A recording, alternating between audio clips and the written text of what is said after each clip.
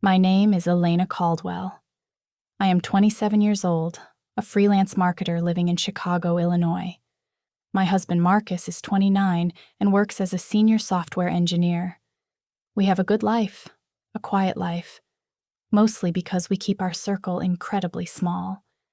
But if there is one thing you need to know about me before I get into the nightmare that tore my entire reality apart, it is this.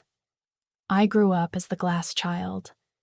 If you are not familiar with the term, it basically means I was the invisible one.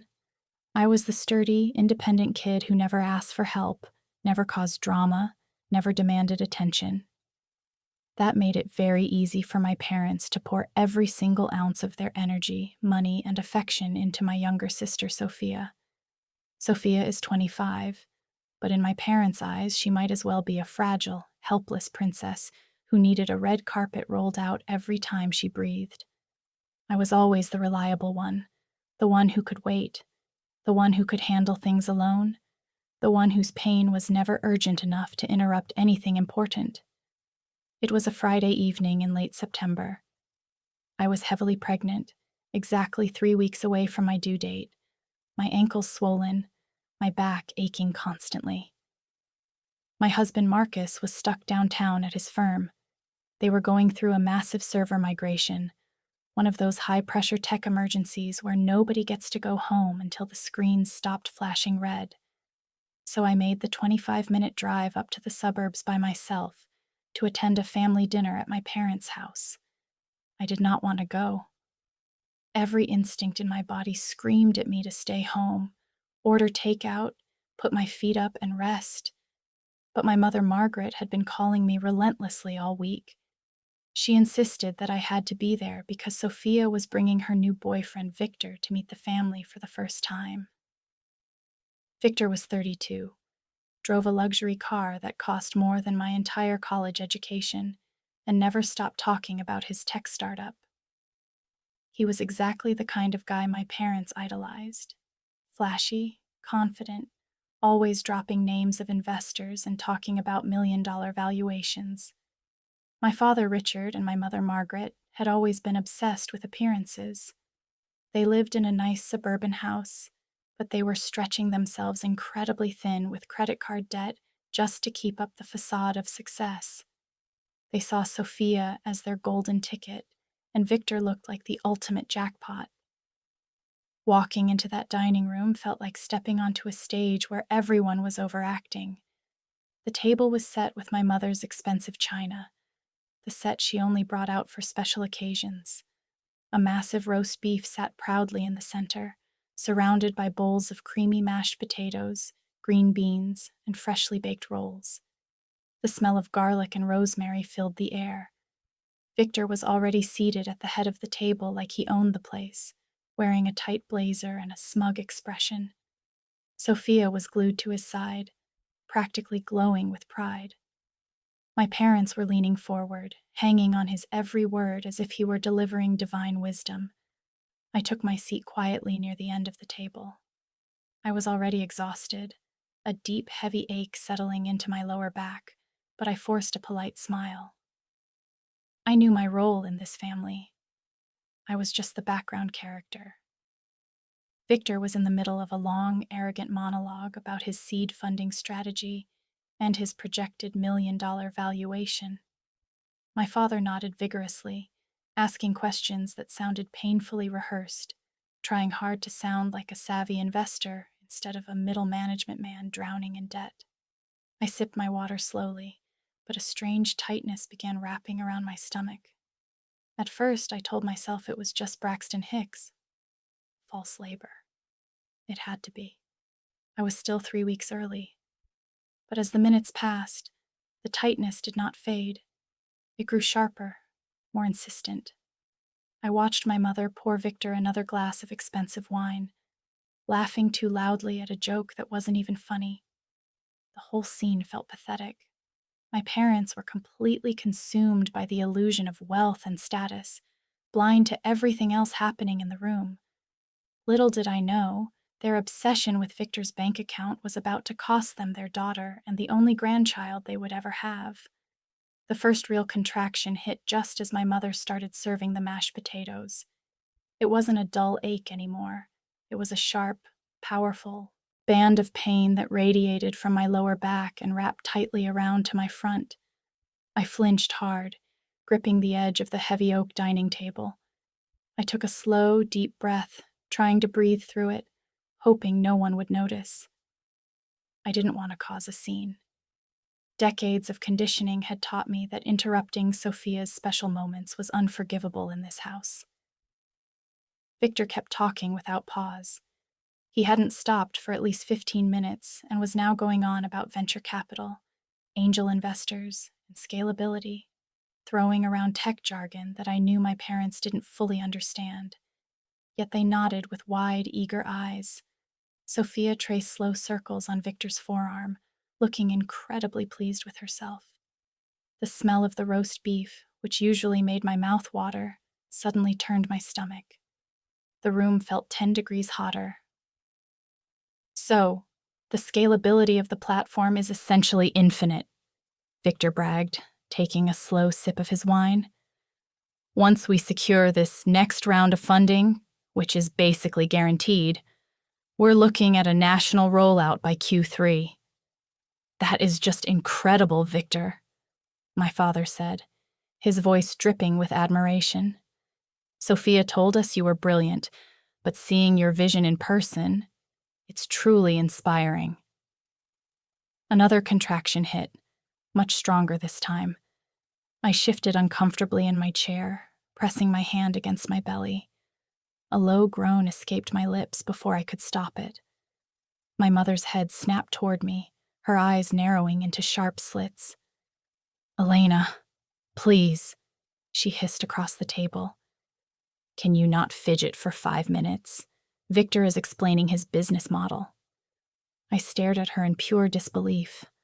I was sweating, my face flushed, clearly in distress, but all she cared about was that I wasn't disrupting the conversation. I swallowed hard and nodded, internalizing the pain, pressing my lips together until they went numb. It felt exactly like when I was 10 years old and broke my arm falling off my bicycle. My parents made me wait 4 hours to go to the emergency room because Sophia had a dance recital, and they couldn't possibly miss her solo. My pain had always been an inconvenience. My needs had always been secondary.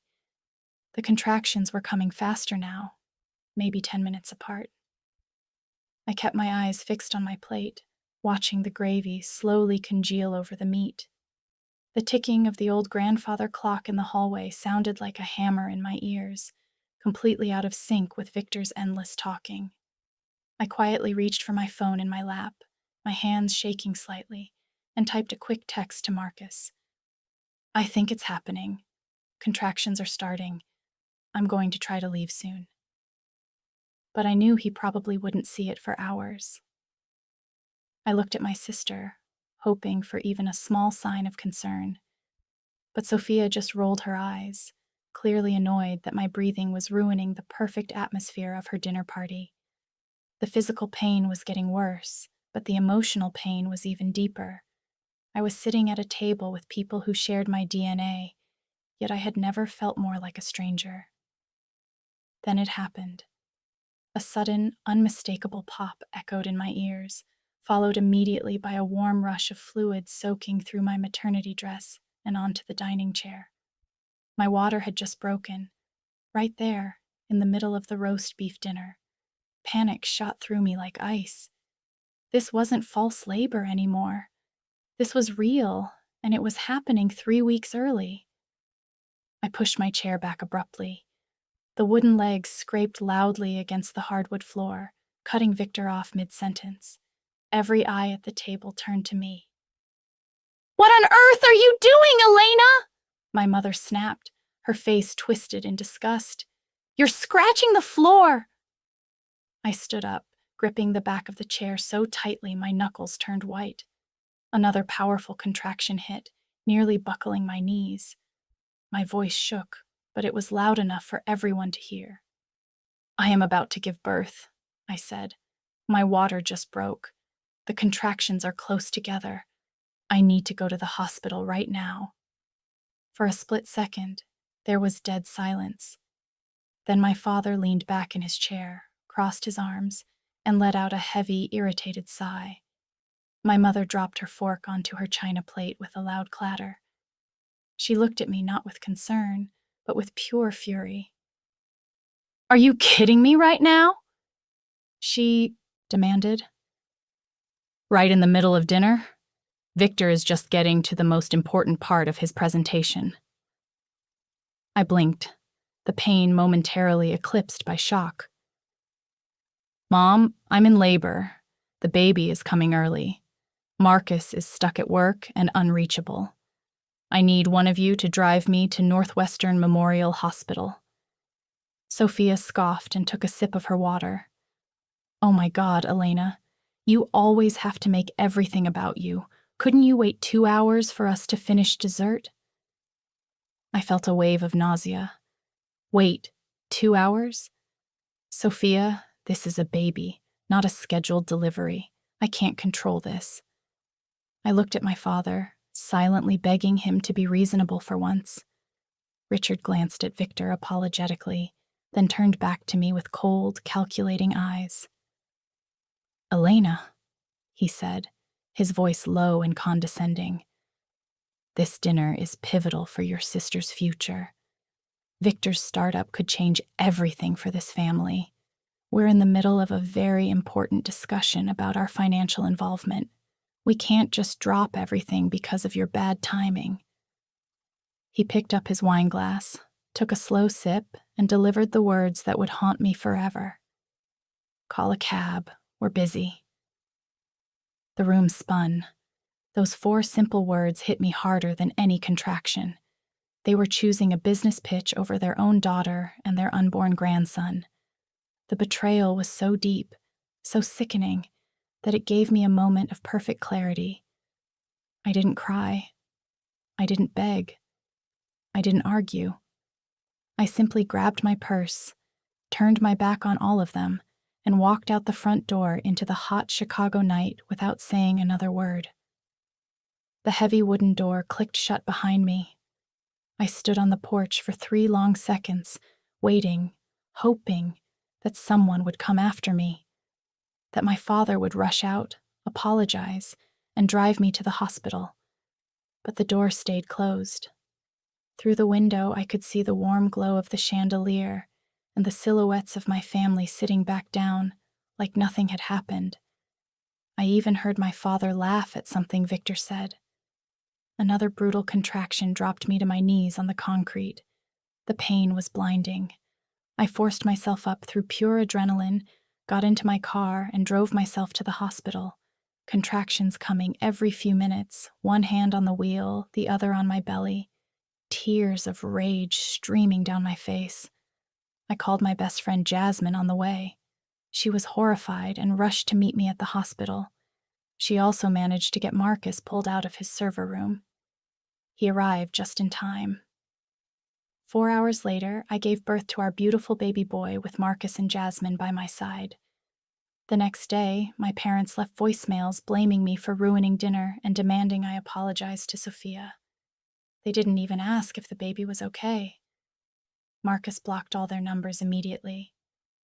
A week later, they showed up at our apartment with cheap balloons and a small gift, acting like nothing had happened. When I opened the door, my mother smiled brightly and said, "Let me see the baby." I looked at her calmly and replied, "What baby? You told me to call a cab while I was in labor. You have no grandchild here." Marcus stood behind me and warned them that if they didn't leave immediately, he would call the police. They left angry. 7 months later, karma arrived in full force. Victor's startup was exposed as a complete fraud. He disappeared with whatever money he could grab. My parents had remortgaged their house to invest heavily in it. They lost everything and now face foreclosure. Sophia had to move back in with them, drowning in debt from trying to keep up with Victor's lifestyle. Meanwhile, Marcus and I are building a peaceful, loving life with our son. No drama, no favoritism, just real, unconditional love. I finally broke the generational curse. Sometimes the strongest thing you can do is walk away and protect your peace.